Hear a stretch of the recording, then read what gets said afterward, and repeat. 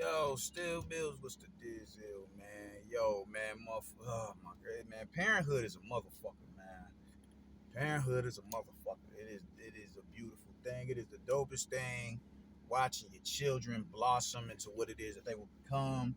Watching their personalities formulate. But when one is just so overtly obnoxious, man, it be like, yo, you just doing way too much, baby. Will you please just chill out? That is my oldest daughter. Jesus Christ. Oh my God, but she's an excellent child. She honor roll. Is she honor roll? I don't, she may not be honor roll because she just slacks off, but just, I'll never forget. I remember telling her, man, I don't give a fuck about you doing, I don't care about none of that honor roll. She just graduate. I don't care about none of that. And she's overtly excelled in school. So I love her for that. You dig? But damn, that little girl be extra out. But peep game, man. We got to get into this fight, man. It's a big fight this weekend. We got Chris Eubank Jr. versus Liam Smith, man. And I'm kind of torn as to who will win. Actually, I'm not. I'm gonna be real. I think I don't beat around the bush, man. So y'all know how I get it down, man. I think Chris Smith. I keep wanting to say Chris Billum Smith. But Chris Eubank Jr., I think he's gonna come out victorious in this fight, man. Because one thing I noticed from the first fight, he was winning the first fight. I won't say overly comfortably, but he was doing enough to where he was able to keep Liam Williams off balance. And when you start getting hit too much, too cleanly from the outside, and you can't seem to close the distance, you start, what you call that, overstepping and lunging in to close distance. And when you do that, you're making mistakes. Your stance is too wide. You're off balance. You're compromising your guard because you're starting to lunge with your punches on top of you stepping in. So you're open to get countered in time on the way in. And he was able to do that early. He was able to do that with Liam Smith. Now I don't think Liam Smith wasn't. Oh, was he over lunging? I got to go back and watch the fight, but I think it was small pockets in that fight where, as quick as it was, where he was over lunging just to get in the close distance or whatever. But he was also stepping in, calculated, behind calculated pressure, and that was able to get to him and eventually getting the fuck up out of here, which I absolutely loved watching it. But the thing is, it was a camp where he had to come down and weight a little bit too much, and a lot of people feel that compromises punch resistance. I've heard that notion, passed around quite a few times, and that's why because I don't even think up until that point Chris Eubank Jr. had even been dropped, but he did get brutally stopped.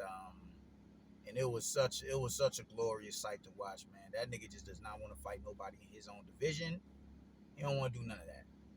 He don't want to do none of that. This the same nigga who's calling out welterweights, man. Like, why are you calling out Bud? Why are you calling out Kale? Why are you even looking to fight fucking Conor Ben? And the fact that you would go into these fights talking about, I only need 40%, this, that, it was just such a, it was really a breath of fresh air watching you get beat. Not just get beat, but stop, man. Last night I was sleeping, right? I was sleeping on my stomach.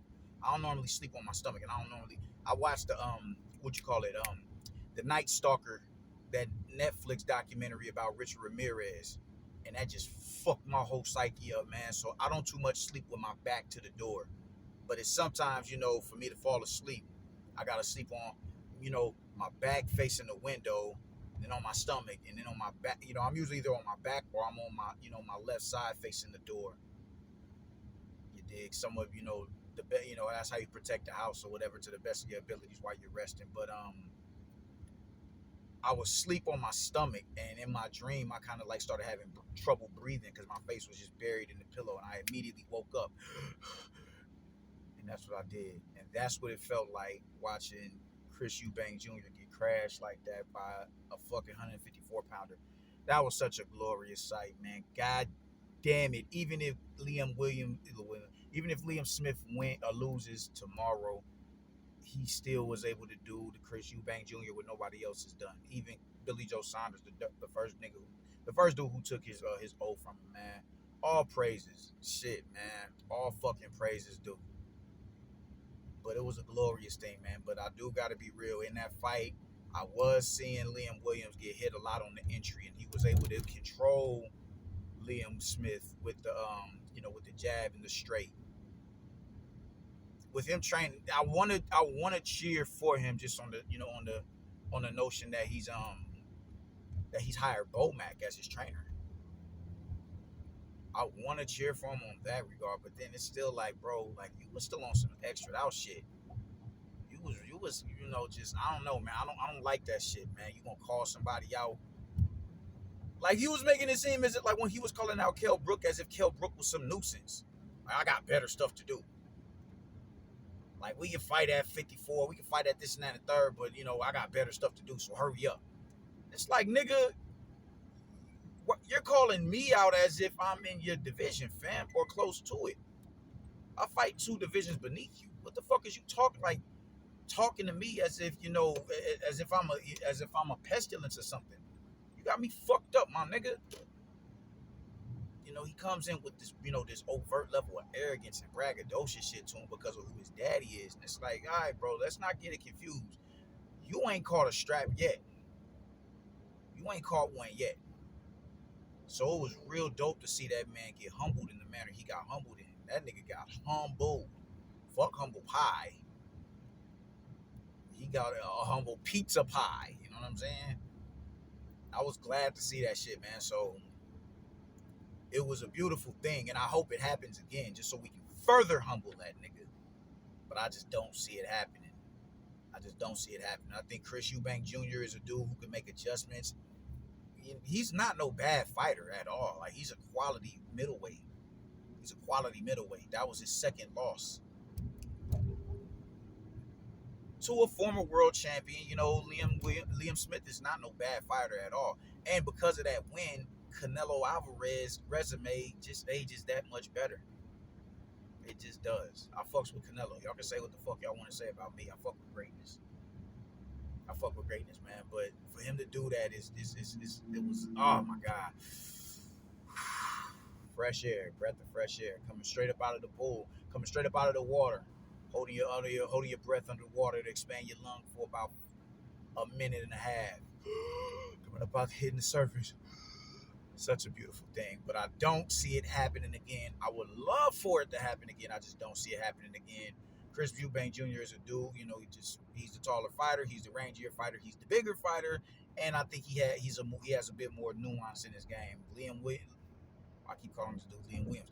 Liam Smith is a dude who's going to work behind the high guard and press the action. Now, I don't think he's shut out of this fight. I definitely don't think that, man. I definitely don't think that. I think there's very much he's definitely in this fight. He's been in with some bigger dudes. He's faced better opposition than Canelo Alvarez. Better opposition. I won't say Jaime Munguia. I'll definitely say Canelo Alvarez. He's faced better opposition than Canelo Alvarez. So I mean, he's a quality operator with his pressure, but that's the only thing that he can do. He takes a lot of punches coming in because he's working behind the high guard. It's not like a lot of upper body movement or nothing like that. He'll slip occasionally. He'll weave occasionally when he when he sees that he's able to break your distance after he's gauged your power a little bit, after he's gauged your distance or whatever to see, patterns and all that, gauge your patterns and all that, you'll start to see him move his upper body a little bit more, but it's still, he's catching a lot of shots on the glove. And I think Chris Eubank Jr. he'll pick him apart. I see it being like, I'm going 7-5. I see 7-5 in favor of Chris Eubank Jr. I don't think he's going to stop him. I don't think he's going to stop Liam Smith. Don't see that happening. When you didn't stop Liam Williams, no. I see it going 12, but I do see it 7-5 in the favor of Chris Eubank Jr. Unfucking fortunately. But Liam Smith, please prove me wrong once again, because I went with Chris Eubank Jr. in the first fight, because I thought Chris Eubank Jr. would be able to do the same shit that I'm saying that he's going to do in this fight, even though he was doing it. Smith was able to close that distance and break him. And Diddy Greasy too, man. Yo, man, oh man, as bad as that, y'all in, you know, you like when you watch people dance, right? And you like really like when you watch poppers from like the '80s, they drop down into this thing called W's, where your legs form a W. You see it with like cats who do like puppet style and shit like that. You see if they drop down into these W's, and you know they they pull up on like the back of the shirt to add like this illusion effect of where you like you're a puppet, so you're getting pulled up by your strings, and the back of your shirt, the back of your shirt is the periphery, the strings that's pulling you up. It's an illusion technique with dancers that they do. That's how Lee Williams got here. That's how he dropped that nigga, man. Nigga's legs was wobbly as a son of a bitch, man. God damn it, that was a beautiful thing, man. And I hope we replay that shit tomorrow. But I gotta go with Chris Eubank Jr., man. Choose my head, not my heart, man. Deuces.